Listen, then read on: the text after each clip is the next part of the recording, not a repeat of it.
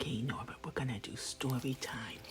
And this story is The Trickster and the Borrowed Voice, a Norbert and Lyra story. Norbert, let me tell you about something that happened in the forest. One afternoon, the trees grew still, and a stranger stepped from the shadows. He smiled wide, the kind of smile that looked friendly but never reached his eyes. He nodded as if he cared, but he wasn't really listening. His voice was smooth and certain, and some in the forest believed him. Even Lyra felt herself drawn in for a moment because he sounded so sure of himself. "I've heard the little fairy has a beautiful voice," he said. "May I share it with the world?" Lyra hesitated. She wanted to be kind, so she nodded carefully. "You may share it," she said, "but only if you honor my voice as it is, and only if you keep my safe places hidden."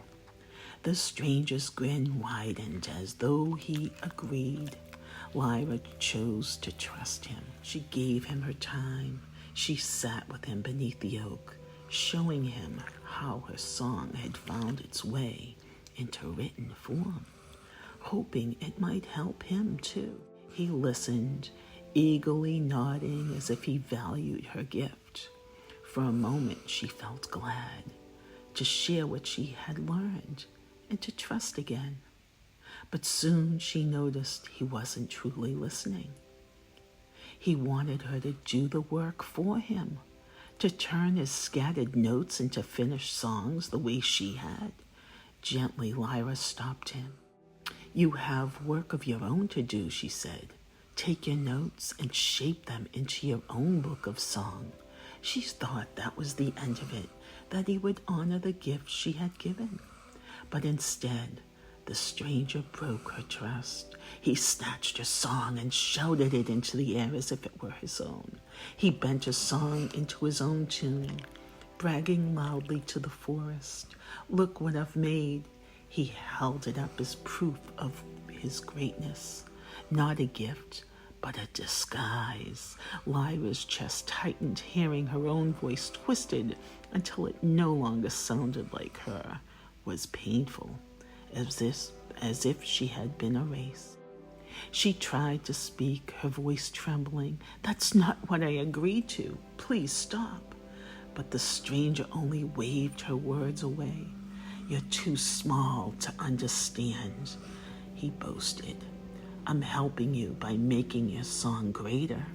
And worse still, he shouted out her safe place, the hollow of her oak tree where she felt protected. The secret was never his to tell. Then he pointed at Lyra and lied to the forest.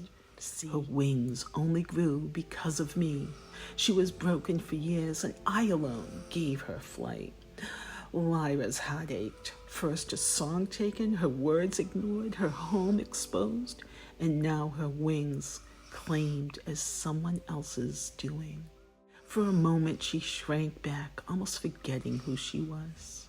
But you, Norbert, stood steady. Your torn ear twitched, and in your calm way you said, "Her song isn't yours to take. Her safe place isn't yours to reveal. Her wings aren't yours to claim."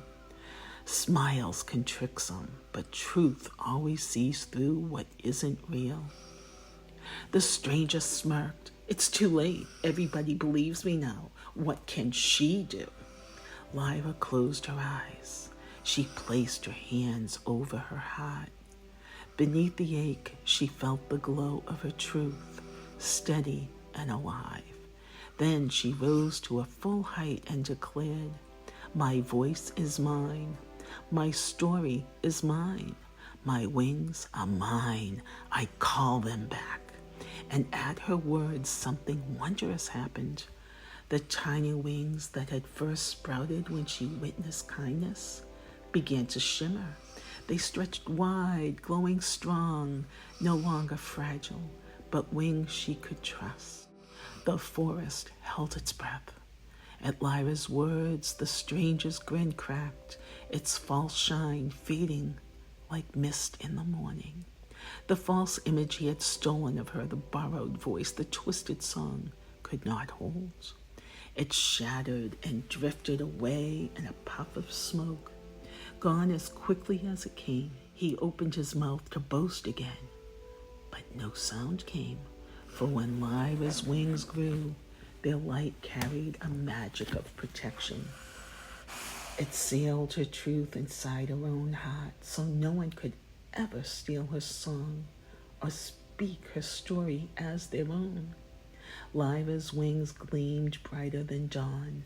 She turned to you, Norbert, with relief. I thought my song was gone. I thought my wings were broken, she said, and you, faithful friend, reminded her, no one can ever take what belongs to your heart. Smiles fade, lies fade, but the truth, once called back, always comes home. Lyra lifted her face to the sky. Her wings caught the morning light, and with a single beat she rose above the trees. She twirled once in the sunlight, her laughter ringing like tinkling bells through the trees. The forest grew lighter as dawn spread. Lyra's glow was steady now. She had learned something she would never forget. Wings awaken in kindness, but they grow strong when you stand in your truth.